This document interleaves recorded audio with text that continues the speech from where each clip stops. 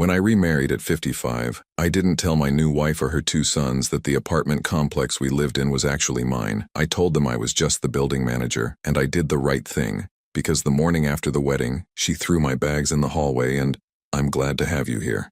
Follow my story until the end and comment the city you're watching from so I can see how far my story has reached. I never thought my second chance at love would end before it even began. My name is Carl Morrison, and I'm 55 years old. Yesterday was supposed to be the happiest day of my life since Sarah passed 5 years ago. Instead, it became the day I learned that some people wear masks so convincing, you forget they're not real faces. The wedding was small, intimate.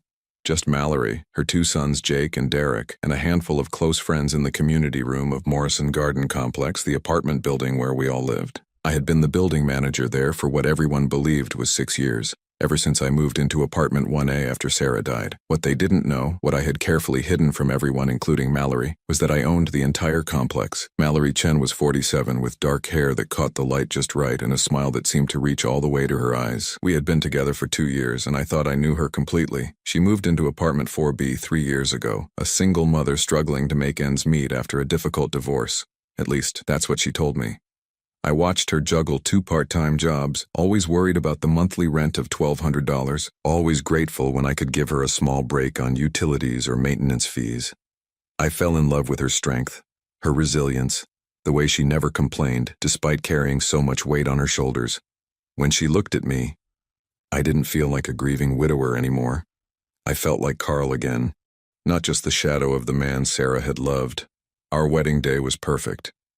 Mallory wore a simple cream dress that made her look radiant. Jake, 24 and always a bit rough around the edges, actually wore a tie. Derek, 22 and usually glued to his phone, put it away for the ceremony. They walked her down the aisle together, and for a moment I believed we were becoming a real family. "Do you, Carl Morrison, take Mallory Chen to be your lawfully wedded wife?" the officiant asked. "I do," I said, looking into her eyes and seeing what I thought was forever. When she said her vows, her voice trembled slightly. "Carl, you've given me stability when I had none, love when I thought I'd never find it again. You've been my anchor." I squeezed her hands, feeling the cool metal of my wedding ring, the new one, not Sarah's ring, which I still wore on my right hand. The reception was lovely. Mrs. Patterson from 3C made her famous lasagna. Mr. Rodriguez brought his guitar and played the Spanish songs Mallory loved. Even Jake seemed relaxed, laughing at Derek's stories about his community college classes. We stayed up until almost midnight, cleaning up and talking about our future. Mallory mentioned wanting to redecorate my apartment. Our apartment now. She had such specific ideas about new furniture, about changing the layout. I found it charming how excited she was about making it ours. "I've been thinking," she said as we finally headed to bed, "maybe we should get a bigger place. Your apartment is nice, but with Jake and Derek visiting more often now that we're married, we'll figure it out," I told her, kissing her forehead. "We have time." I woke up Sunday morning to the smell of coffee brewing. For a moment, lying in bed listening to Mallory move around the kitchen, I felt truly happy. Sarah would have wanted this for me, I thought. She would have wanted me to find love again.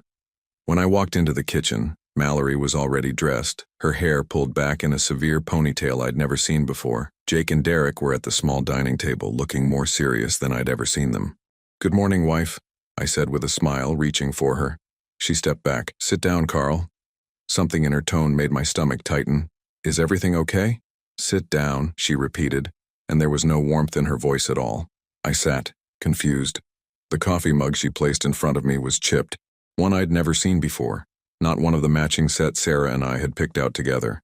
"Jake, go get his things," Mallory said without looking at me. "What?" I laughed, thinking this had to be some kind of joke. "What things?" Jake stood up and walked toward the bedroom. I started to follow, but Derek moved to block my path. "Derek, what's going on?" I asked. "You need to leave," Mallory said. Her voice was calm, matter-of-fact, as if she were discussing the weather. "Leave? This is my apartment. This is my home." She turned to face me then, and the woman looking back at me was a complete stranger. The warmth was gone, the gentle smile, the soft eyes that used to crinkle when she laughed. This woman was cold, calculating. "Not anymore," she said. "We're married now. This apartment comes with the marriage, and the marriage comes with conditions." "What are you talking about?" Jake returned carrying a suitcase, my suitcase, hastily packed with what looked like random clothes. "Here's his stuff." "This is insane," I said, standing up so fast the chair scraped against the floor. Mallory, talk to me. What's happening here? What's happening, she said, crossing her arms, is that you're leaving. This apartment is too small for all of us, and since you're just the building manager, you can find somewhere else to live, maybe one of the smaller units. Just the building manager? The words felt strange in my mouth. Jake and Derek need stability. They're young men trying to build their futures. You're 55 years old with a maintenance job. This isn't really about you anymore. I stared at her, trying to find any trace of the woman I'd married less than 24 hours ago. You can't be serious. I'm completely serious. She walked to the door and opened it. Your things are packed. There's the hallway. Derek picked up the suitcase and set it outside the door. The sound it made hitting the hallway floor echoed through the building. Mallory, I said, my voice barely above a whisper. We just got married yesterday. Yes, she said, and now we're married, which means I live here and you live somewhere else. This doesn't make any sense. You love me. You said you loved me. Something flickered across her face then, and for just a moment, I thought I saw a crack in the mask, but it was gone as quickly as it appeared. Love is a luxury, Carl. Security is a necessity. Jake pushed past me toward the door. Come on, man. Don't make this harder than it has to be. I looked at Derek, hoping to find an ally.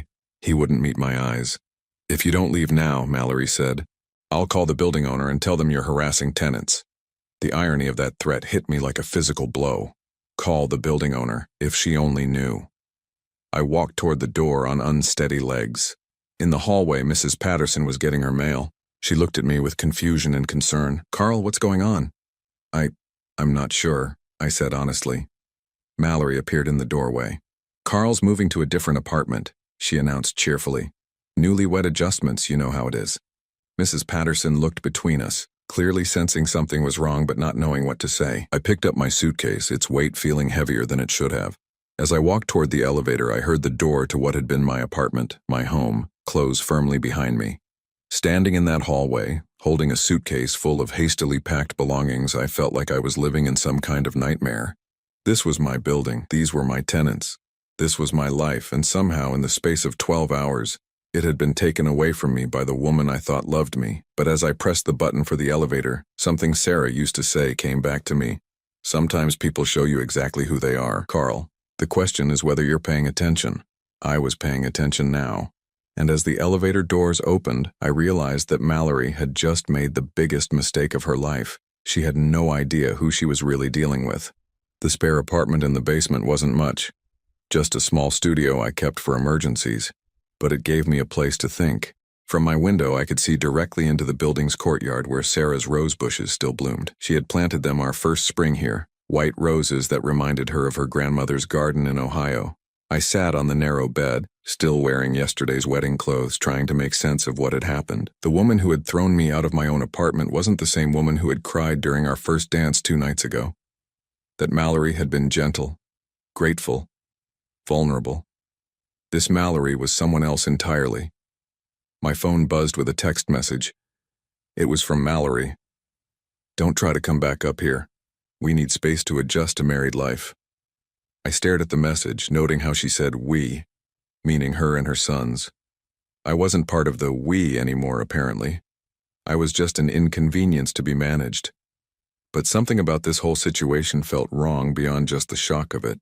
Mallory's transformation had been too complete, too immediate. People don't change that dramatically overnight, not unless they were never who they claimed to be in the first place.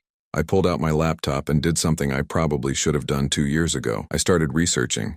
Mallory Chen, age 47, divorced. The basics I already knew were accurate. But as I dug deeper, a different picture began to emerge. Her ex-husband hadn't left her financially desperate as she'd claimed. According to the divorce records I found, she'd received a settlement of nearly $200,000 plus monthly alimony of $3,000. $3,000 a month. That was more than double what she told me she made from her 2 part-time jobs combined.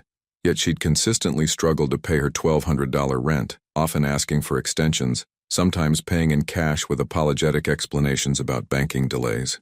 I kept digging. Her previous address before moving to my building wasn't a small apartment in a rough neighborhood, as she'd told me. It was a 3-bedroom house in Westchester County. Property records showed she'd sold it for $420,000 just 6 months before moving into apartment 4B. My hands were shaking as I scrolled through more information. This was a woman who had received nearly $620,000 in cash from her divorce and house sale. She wasn't broke. She hadn't been struggling. She had been lying to me for 2 years, but why? A knock on my door interrupted my thoughts. I opened it to find Derek standing in the hallway, looking uncomfortable. "Hey, Carl," he said, not quite meeting my eyes. "Derek." I stepped back to let him in, curious about what he wanted. He looked around the small basement apartment, taking in the bare walls and single bed. "This is pretty rough, man." "It's temporary," I said, though I wasn't sure yet what permanent was going to look like. "Look," Derek said, sitting on the edge of the bed. "I wanted to talk to you about yesterday, about what happened upstairs." I waited. "The thing is," he continued, "Mom's been planning this for a while." The words hit me like ice water. "Planning what exactly?" Derek shifted uncomfortably. "The whole marriage thing. She's been, I don't know how to say this without sounding awful, but she's been planning to get you out of that apartment." "Why?" "Because she wants to bring her boyfriend to live there." I blinked. "Her what?" "She's been seeing this guy Marcus for about 8 months. He lives in California right now, but he's moving here. She needed a bigger place for all of us. Her, me, Jake, and Marcus." My mouth felt dry. 8 months? Yeah. She met him online. He's got money. Owns some kind of tech business. "She's been planning to divorce you right after the wedding and keep the apartment." The room started spinning slightly. "Divorce me and keep my apartment?" "Well, yeah. I mean, if you're married and living there together, she'd have rights to it in a divorce, wouldn't she? That's what she figured anyway." I sat down heavily in the room's single chair. Mallory had married me planning to divorce me immediately. She'd never loved me. She'd never even seen me as a person, just as an obstacle to getting what she wanted. "Derek," I said slowly, "why are you telling me this?" He rubbed the back of his neck. "Because I like you, Carl. You've been good to us, and because what she's doing, it's not right. She made me and Jake promise not to say anything, but I couldn't just watch her do this to you." "What about Jake?" "Jake knows about Marcus too, but he's all in on Mom's plan. He thinks it's smart, getting you out and getting a bigger place." Derek paused. "He doesn't really think about how it affects other people." I nodded, absorbing this information. "So the whole relationship, the whole thing where she seemed to care about me." "She's good at that," Derek said quietly. "She did the same thing with my dad before she left him. And there was another guy after Dad. Before she met you, she knows how to make men feel like they're the most important thing in the world. Until they're not useful anymore." "Yeah." We sat in silence for a moment. Outside, I could hear normal sounds of the building. Mrs. Patterson's television, Mr. Rodriguez practicing his guitar. Life going on as if my world hadn't just collapsed. "Derek, does she know anything about my finances? About how much money I have?" He shook his head. "She thinks you're basically broke, just a building manager making like $2,500 a month. She figured even if you got half the apartment in a divorce, she'd buy you out with Marcus's money." "I see." "Carl," Derek said, standing up, "I should probably go before Mom notices I'm down here. But I wanted you to know that this whole thing wasn't about you not being good enough or anything. She never really gave you a chance."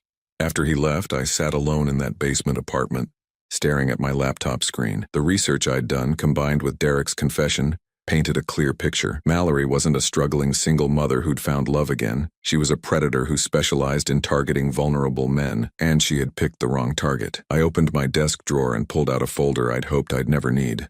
Inside were all the legal documents related to my ownership of Morrison Garden Complex, documents that proved I wasn't just the building manager, but the man who owned every brick, every apartment, every square foot of the property where Mallory now thought she was queen. For 2 years, I had watched her struggle with rent, had felt sorry for her financial hardships, had even waived late fees because I believed she was doing her best.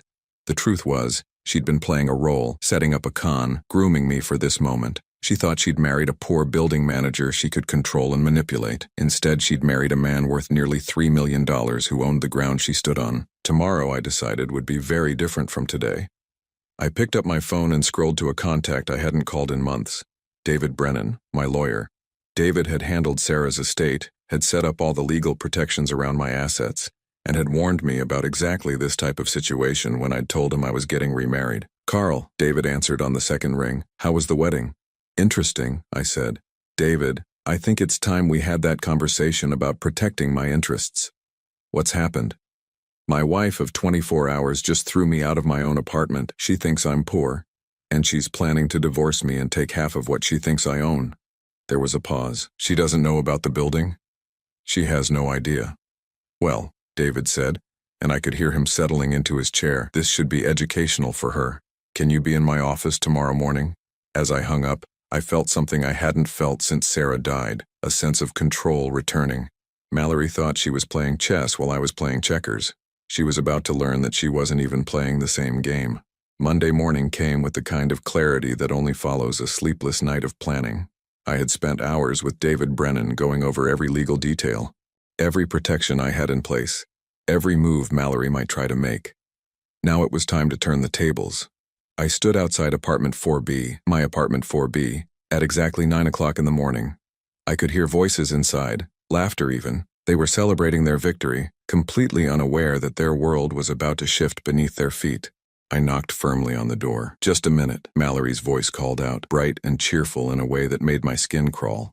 When she opened the door, she was wearing one of my old Columbia University sweatshirts, one that Sarah had bought me for my birthday years ago. Seeing it on her felt like a violation. "Carl," she said, not bothering to hide her annoyance. "I thought we discussed this. You can't just show up here anymore." "Actually, Mallory, I can." I held up a thick manila envelope. "We need to talk." "I don't think so." "Jake, Derek, come here." Both young men appeared behind her, Jake with his chest puffed out like he was ready for a confrontation, Derek looking uncomfortable but standing with his mother nonetheless. "Guys," I said calmly, "you might want to sit down for this." "We're not sitting down for anything," Jake said. "You need to leave." I opened the envelope and pulled out the first document. "This is the deed to Morrison Garden Complex, the entire building. Take a look at the name on the ownership line." I held it up so they could see. The color drained from Mallory's face as her eyes focused on the words.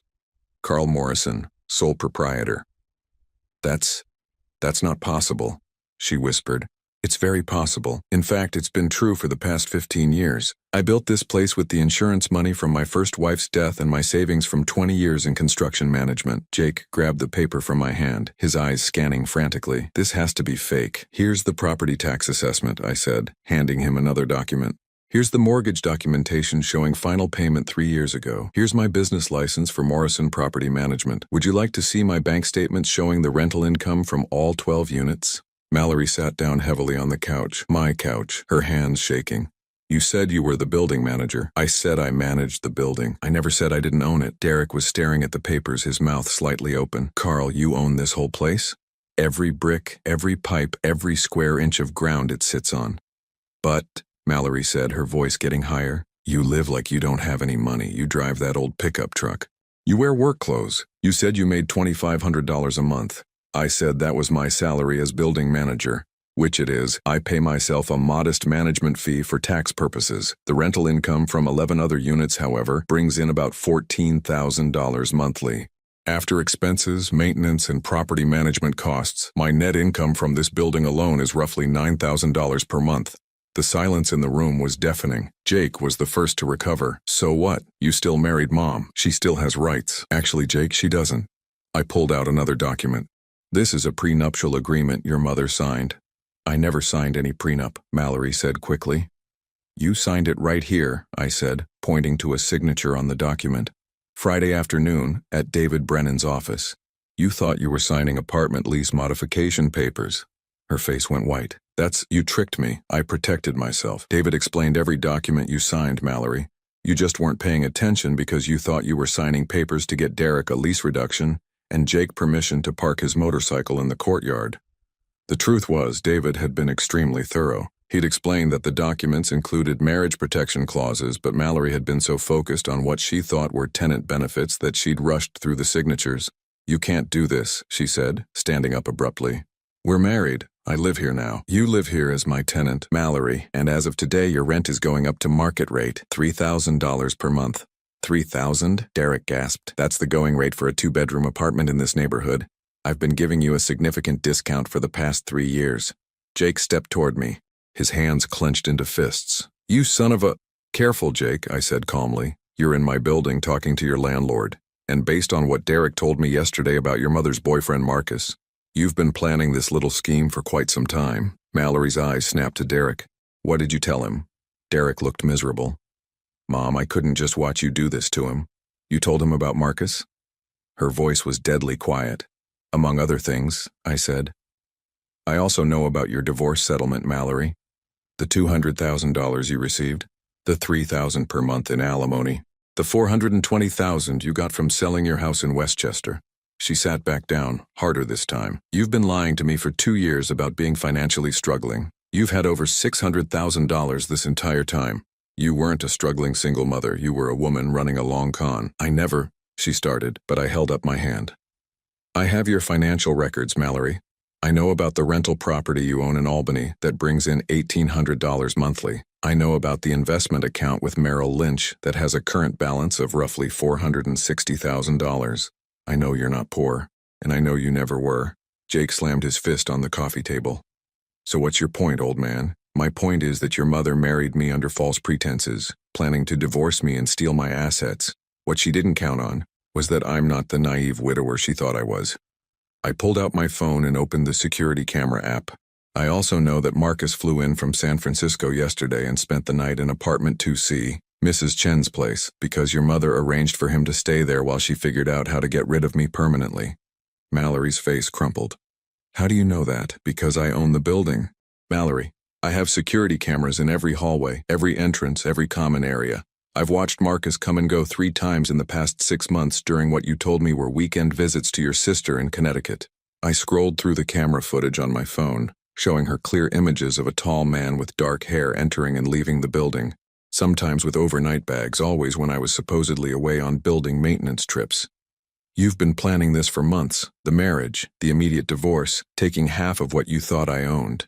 You figured I was a simple building manager with maybe 40 or 50,000 in savings, and even half of that would be worth it for a few months of pretending to love me." Derek was staring at his mother with an expression I'd never seen before, disgust mixed with disappointment. "The problem with your plan," I continued, "is that you're not divorcing a poor building manager. You're divorcing a millionaire who owns property, investments, and enough liquid assets to make your little inheritance look like pocket change." "How much?" she whispered. "Including this building, my investment portfolio, savings, and other real estate holdings, just over $2,800,000. Jake dropped into a chair. Derek sat down slowly on the couch beside his mother. "But here's the beautiful part of all this," I said, pulling out the final document from my envelope. "Because you signed that prenuptial agreement, and because you've committed marriage fraud by entering into our marriage with the premeditated intent to divorce me for financial gain, you're not entitled to a single penny." Mallory looked at the document in my hands. "What is that?" "Divorce papers. I filed them this morning. Grounds, fraud, deception, and breach of marital contract. David assures me that, given the evidence of your premeditation and your false claims about your financial status, this will be processed quickly and in my favor." She started crying then, but they weren't the gentle tears I'd seen during our relationship. These were harsh, angry sobs of someone whose plans had completely fallen apart. "You can't do this to us," she said through her tears. "We have nowhere to go. You have plenty of places to go. Mallory, you have $460,000 in investments, monthly alimony, and rental income from your Albany property. You're not homeless. You're just not getting my money on top of your money." "What about Jake and Derek?" I looked at both young men. Derek met my eyes with what looked like relief. Jake was staring at his hands. "Derek can stay if he wants. His name was on the lease modification you thought you were signing, but it was actually a separate apartment lease for Unit 3A. If he wants to live here as a regular tenant, paying regular rent, he's welcome." Derek straightened up. "Really? You're the only one in this family who showed me any honesty, Derek." "Yes, really." "And Jake?" Mallory asked. "Jake will have to find somewhere else to live. Preferably with Marcus, since that was the plan all along anyway." The room fell silent except for Mallory's crying. "You have 30 days to vacate apartment 4B, I said. "That's more generous than I need to be, but I'm not heartless, I'm just not stupid." As I walked toward the door, Mallory called out behind me, "Carl, wait, we can work this out. I made mistakes, but we can fix this." I turned back to look at her one last time. "Mallory, you didn't make mistakes. You made choices. You chose to lie to me for 2 years. You chose to marry me, planning to divorce me immediately. You chose to see me as nothing more than a mark in your con game. I never. You did. And now you're facing the consequences of those choices." I opened the door and stepped into the hallway, then turned back. "Oh, and Mallory, Marcus should find a different place to stay tonight." Mrs. Chen's lease has a strict no overnight guests policy that I'll be enforcing starting immediately. As I walked down the hallway toward the elevator, I could hear raised voices behind me, Jake's angry shouts, Derek trying to calm everyone down, and Mallory's continuing sobs. For the first time since Saturday, I felt like myself again. The game was over, and I had won. I thought revealing the truth would be the end of it. I was wrong. Tuesday morning, I woke up in my basement apartment to the sound of my phone ringing insistently. David Brennan's name flashed on the screen. "Carl, we have a problem," he said without preamble when I answered. I sat up in bed, instantly alert. "What kind of problem?" "Your wife filed her own divorce petition yesterday afternoon. She's claiming you defrauded her by hiding your assets and that the prenuptial agreement should be voided because you obtained it through deception." I felt my stomach drop. "Can she do that?" "She's trying. Her lawyer is arguing that you deliberately misrepresented yourself as a poor building manager to trick her into signing papers she didn't understand. They're asking for temporary spousal support, half of all marital assets, and exclusive use of the apartment during the divorce proceedings." "Exclusive use of my apartment? It gets worse, Carl. They filed an emergency restraining order claiming you threatened them yesterday during your confrontation. According to their filing, you became violent and intimidating when they refused to leave."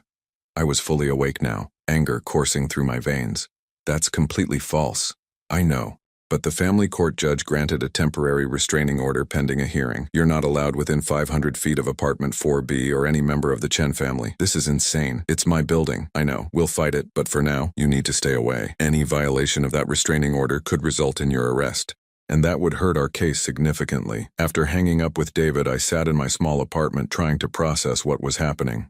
Mallory wasn't just fighting back, she was escalating. She was using the legal system to try to take everything from me while painting herself as the victim. But if she wanted to play dirty, she had picked the wrong opponent. I spent the morning researching Mallory's new lawyer, Patricia Valdez.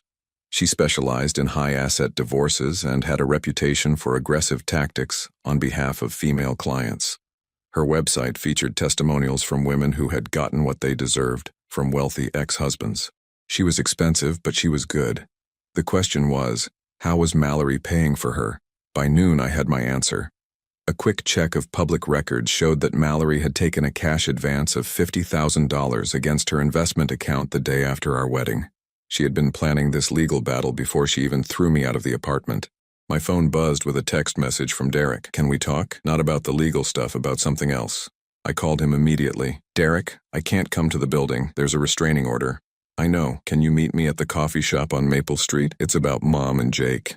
An hour later, Derek sat across from me in a corner booth at Rossetti's Cafe, looking more tired than I'd ever seen him. His usually neat appearance was disheveled, his eyes red from what looked like a sleepless night.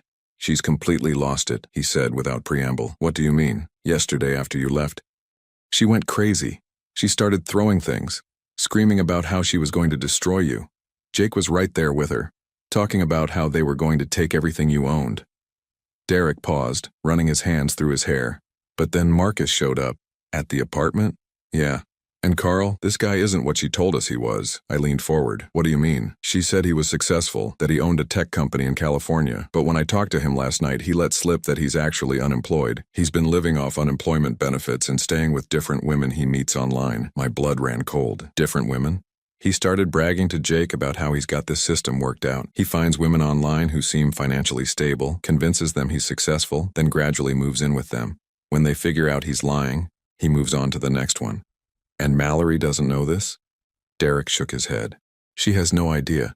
She thinks he's going to help her pay for the legal battle, and then they'll live together in your apartment after she wins the divorce." I sat back, processing this information. "Derek, this means your mother is being conned by the same type of person she tried to con." "That's not even the worst part," Derek said. He pulled out his phone and showed me a photo. It was Marcus, but he looked different, thinner, scruffier, clearly older than the polished photos Mallory had shown me. I reverse searched his photo. His real name isn't Marcus Chen, it's Martin Kowalski, and he's got a criminal record. For what? Fraud, identity theft. He's been arrested 3 times in California for running romance scams on older women. There's a warrant out for him in Nevada for skipping bail on a theft charge. I stared at the information on Derek's phone screen. This was bigger than just a messy divorce. Mallory had unknowingly brought a career criminal into my building. "Derek, why are you telling me this?" "Because I'm scared," he said simply. Mom is so focused on trying to destroy you that she's not seeing what's right in front of her. This guy is dangerous. And Jake." He paused. "Jake thinks Martin is cool. He's talking about doing some kind of business with him. What kind of business? I don't know. But they've been whispering about it. Something about easy money and how stupid rich people are." A chill ran down my spine. I thought about all the elderly residents in my building, Mrs. Patterson with her Social Security checks, Mr. Rodriguez with his veteran's pension. These were vulnerable people, and I had unknowingly allowed a predator into their home. "Derek, I need you to do something for me. Can you record any conversations between Jake and Martin?" "I can try, but Carl, there's something else you need to know." "What?" "Mom cleaned out her investment account yesterday.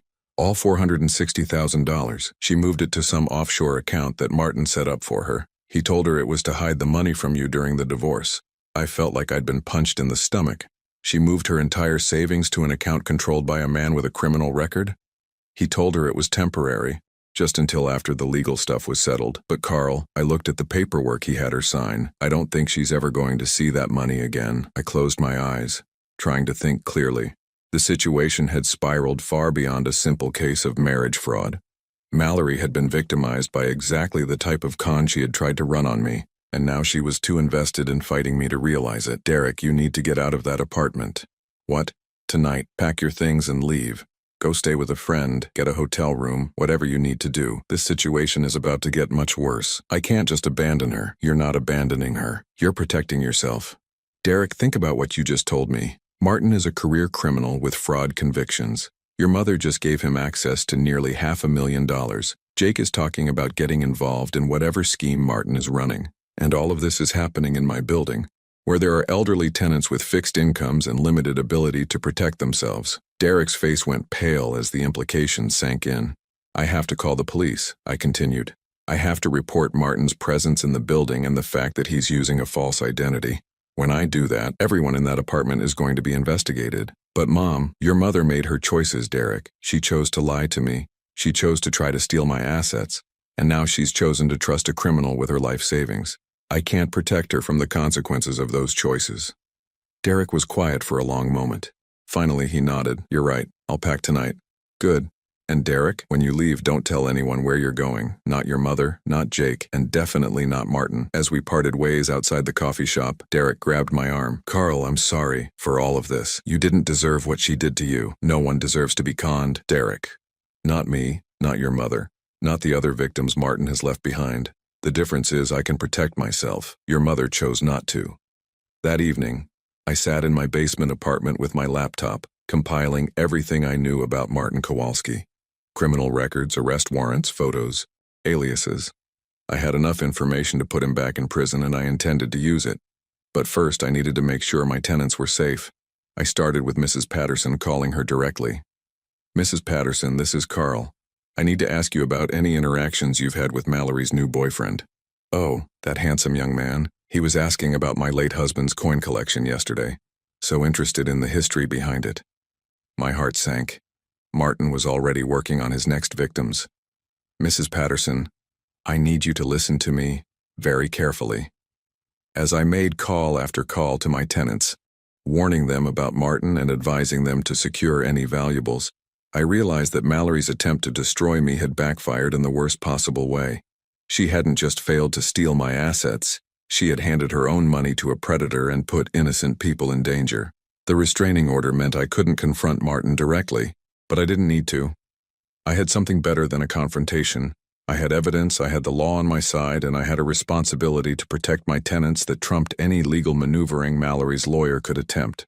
Tomorrow, Martin Kowalski was going to discover that some buildings are harder to break into than others. The call came at 6 in the morning on Wednesday. Mallory's name on my phone screen made my stomach clench, but I answered anyway. "Carl." Her voice was barely a whisper, completely different from the cold, calculating tone she'd used on Sunday. "Please, I need to talk to you." "Mallory, there's a restraining order. We're not supposed to." "I know, but this is important. It's about Derek. He's missing." I sat up in bed, instantly alert. "What do you mean missing?" "He didn't come home last night. His phone goes straight to voicemail." "Carl, I think something happened to him." Despite everything she had done to me, the fear in her voice seemed genuine. Derek had told me he was leaving, but he wouldn't have just disappeared without telling me where he was going. Have you called the police? I can't, she said, and now she was crying. Martin said if I involve the police, it will mess up the offshore account situation. He thinks Derek might have taken some money and run. Derek wouldn't steal money, Mallory. I know that, you know that. But Martin, her voice broke completely. Carl, I think I made a terrible mistake. This was it. The moment I had been waiting for without realizing it. Mallory was finally seeing Martin for what he really was. But it might be too late. Where's Martin now? He left early this morning, said he had business to take care of. Jake went with him. Warning bells went off in my head. Mallory, listen to me carefully. You need to get out of that apartment right now. What? Why? Because Martin isn't who he says he is. His real name is Martin Kowalski, and he's a career criminal. Derek found out about his background and was going to warn you. The silence on the other end of the line stretched so long I thought she had hung up. Mallory? That's impossible, she whispered. He showed me his business credentials. His bank statements. They were fake. All of it. Mallory, he's stolen your money. The offshore account he set up, that money is gone. I heard what sounded like something crashing to the floor, then sobbing. My investment account?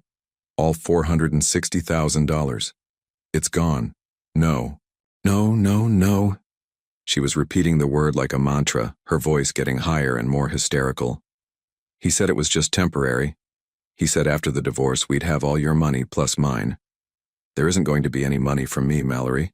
The prenuptial agreement is ironclad. David checked it with 3 different lawyers. But the restraining order was a stalling tactic. Martin probably suggested it, didn't he? To buy him time to clean out your accounts and disappear. Another long silence. He did suggest it, she said finally, her voice hollow. He said it would give us leverage in court. He said it would make you look unstable. Mallory, you need to call the police right now. Report the fraud, report Derek missing, and tell them about Martin's real identity. I can't. If I admit I was trying to steal your money, they'll arrest me too. Better arrested than dead, Mallory. And if Derek is really missing... She started crying again, harder this time. What have I done? What have I done to my sons? For the first time since Sunday morning, I felt a flicker of sympathy for her. Not because of what she had tried to do to me, but because she was finally understanding the true cost of her choices. Mallory, where did Martin and Jake go this morning? I don't know. Martin just said he had to take care of some loose ends. The phrase loose ends sent ice through my veins. Derek wasn't missing. He was a loose end that needed to be taken care of. I'm calling Detective Rodriguez, I said. He handles fraud cases for the Brooklyn PD. You need to be ready to tell him everything. Carl, wait, no more waiting, Mallory. No more games, no more manipulation, no more lies. Derek is missing, Jake is with a dangerous criminal, and you're sitting in an apartment that could be a crime scene. This stops now. I hung up and immediately called Detective Rodriguez, whom I had spoken with the day before about Martin's presence in my building. He answered on the first ring. Carl, I was just about to call you. We found your missing tenant. Derek, is he okay? He's fine. He's at the precinct, actually. He came in voluntarily this morning to report a conspiracy to commit fraud involving his mother and the man you identified as Martin Kowalski. Relief flooded through me, thank God. There's more. Derek recorded several conversations between Kowalski and the older brother, Jake. They were planning to rob some of your elderly tenants. They had detailed information about Mrs. Patterson's coin collection, Mr. Rodriguez's veterans benefits, even Mrs. Chen's jewelry collection. So Derek wasn't missing.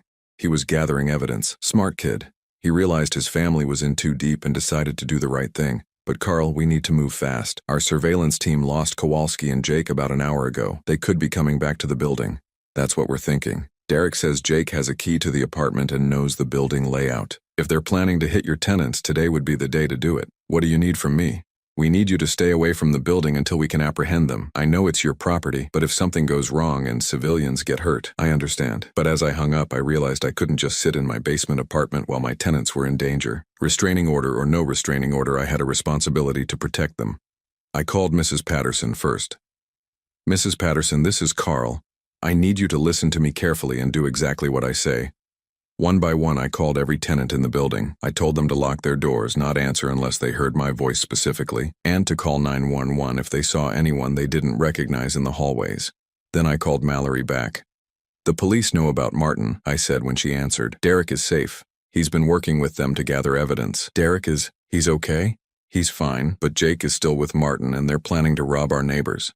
Jake would never. Jake is 19 years old. Mallory, Martin is a career criminal who knows exactly how to manipulate young men into thinking crime is exciting and consequence-free. Your son is in serious danger. I could hear her breathing heavily on the other end of the line. What can I do? When they come back, and they will come back, you need to call Detective Rodriguez immediately. Don't try to stop them. Don't try to talk Jake out of whatever they're planning. Just call the police. I can't turn in my own son. You're not turning him in. You're saving him from making the worst mistake of his life. There was a long pause. Carl, she said finally, I know you have no reason to believe me, but I never meant for any of this to happen. When I started this whole thing, I thought I was just protecting my future. I didn't think about how it would hurt you. You thought I was poor and stupid, so it wouldn't matter. Yes, she admitted quietly. And I was wrong about everything. About you, about Martin, about what was really important. Mallory, your opinion of me isn't what matters right now. What matters is keeping Jake from destroying his life and keeping our neighbors safe. I know. And Carl, thank you. For protecting Derek, for warning me, for not just walking away and letting us all burn. I'm not doing this for you, Mallory. I'm doing it because it's the right thing to do. After I hung up, I sat in my small apartment staring at my phone and waiting. The security camera app on my tablet showed normal activity in the building. Mrs. Patterson checking her mail. Mr. Rodriguez walking his small dog in the courtyard. Then at 2:30 in the afternoon I saw them. Martin and Jake entered through the back service entrance, both carrying large duffel bags. On my screen, I watched them move through the building service corridors, heading not toward apartment 4B, but toward the second floor where Mrs. Patterson lived. I called Detective Rodriguez immediately. They're in the building, I said. Second floor heading toward apartment 2A. We're 3 minutes out. Do not engage them, Carl. I'm not in the building. I'm watching through security cameras. Good. Keep watching and keep us updated on their location. On my screen, I saw Martin and Jake stop outside Mrs. Patterson's door. Martin pulled something from his bag. Tools for picking locks. Then I saw Mallory. She appeared at the end of the hallway, walking slowly toward them. In her hand was her phone. Detective Rodriguez, I said into my phone. Mallory is approaching them. She's going to try to stop this. Damn it.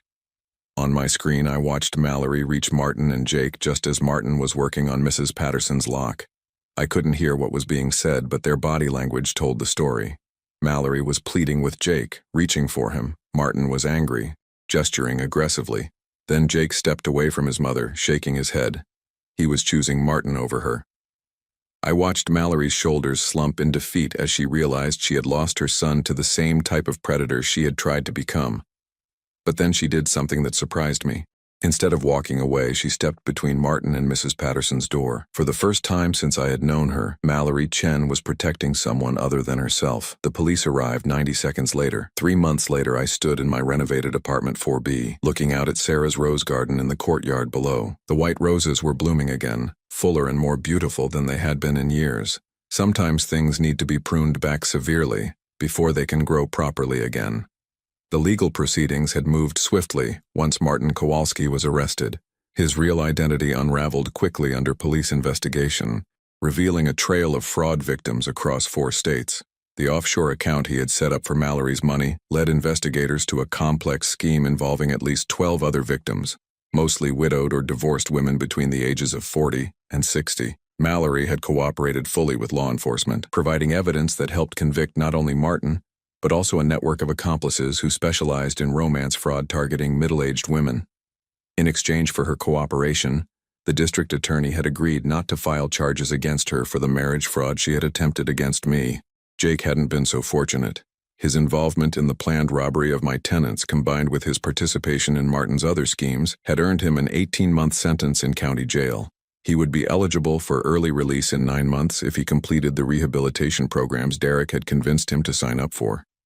Derek knocked on my door at exactly 4 o'clock, as he had every Wednesday for the past 2 months. "How's the job search going?" I asked as I let him in. "I got the position at Morrison Construction," he said with a smile. "They want me to start Monday." I had recommended Derek for an entry-level project management position with my old company. After everything he had done to protect me and the other tenants, it was the least I could do. "That's great news. They're good people there. You'll learn a lot." Derek looked around the apartment, which I had completely renovated after Mallory moved out. New paint, new furniture, new everything. The only things I had kept were the photographs of Sarah and the wedding ring I still wore on my right hand. "It looks good in here," he said. "Really different." It needed to be different. Derek sat down in one of the new chairs, his expression serious. Carl, I need to ask you something. Go ahead. Why did you help us? After everything Mom tried to do to you, after all the lies and the legal stuff, why didn't you just let us burn? I had been expecting this question for months. Derek deserved an honest answer. Because holding on to anger would have made me become someone I don't want to be. Your mother hurt me, yes, but she also got hurt worse than I ever did. She lost her savings, her son ended up in jail, and she had to face the fact that she had become exactly the kind of person she always claimed to hate. But you could have just walked away. I could have. But walking away would have meant letting Martin hurt Mrs. Patterson and the other tenants. It would have meant letting Jake destroy his life. And it would have meant letting your mother continue down a path that was only going to lead to more pain for everyone. Derek nodded slowly. She talks about you sometimes, you know. How is she doing? After the arrests, Mallory had moved back to Albany, where she still owned a small rental property. With her investment savings gone and her alimony payments suspended during the investigation, she had been forced to get a job as a receptionist at a dental office. It was the first time in years she had worked a regular job. She's different, Derek said. Quieter. She doesn't talk about money all the time anymore. She's been going to some kind of therapy group for people who've been victims of financial fraud. That's good. She asked me to give you this. Derek pulled an envelope from his jacket pocket. I recognized Mallory's handwriting on the front. My name, written in careful script. You don't have to read it now, Derek said, but she wanted you to have it. After Derek left, I sat with the letter for almost an hour before opening it. When I finally did, it was shorter than I had expected. Carl, I know there's nothing I can say that will undo what I tried to do to you. I know that apologizing doesn't give you back the trust I broke or the peace I stole from you, but I want you to know that losing everything taught me something important. I spent so many years focused on what I thought I deserved, what I thought I needed to feel secure, that I forgot to pay attention to what I actually had. You were kind to me for 2 years. You were patient with my problems, generous with your time, and gentle with my fears. I had a good man who cared about me, and I threw it away because I wanted more than what we had together. Derek told me that you helped him get his job. Thank you for not punishing my son for my mistakes. I also want you to know that I've been in contact with some of Martin's other victims. We're working together to help law enforcement track down the money he stole. It won't bring back what we lost, but maybe it will prevent him from hurting other women. You deserved better than what I gave you. I hope you find someone who appreciates what a good man you are. Mallory. I folded the letter and set it aside. It was a good apology, honest and without excuses. It didn't change what had happened, but it told me that Mallory was finally becoming the person she could have been all along. That evening, I walked through the building doing my usual maintenance rounds. The hallways were quiet, the tenants safe, the building secure. Mrs. Patterson waved at me from her doorway where she was setting out fresh flowers. Mr. Rodriguez was teaching his grandson to play guitar in the courtyard. Mrs. Chen was tending to the herb garden she had started near Sarah's roses. This was my life now. Not the life I had planned when I married Mallory, but the life I had chosen after I learned who she really was. I was alone again, but I wasn't lonely. I had my work, my tenants who had become like family, and the quiet satisfaction of knowing I had protected the people who mattered to me. As I locked up the building for the night, I thought about the conversation Derek and I had earlier about holding on to anger. The truth was, I wasn't angry at Mallory anymore. I was grateful to her. She had shown me something important about myself. When everything fell apart, when I was tested in ways I had never imagined, I had chosen to be the kind of person Sarah would have been proud of. I had chosen protection over revenge, justice over destruction, and healing over hatred. That was worth more than any amount of money Mallory could have stolen from me. I climbed the stairs to my apartment, stopping as I always did at the window that overlooked the courtyard.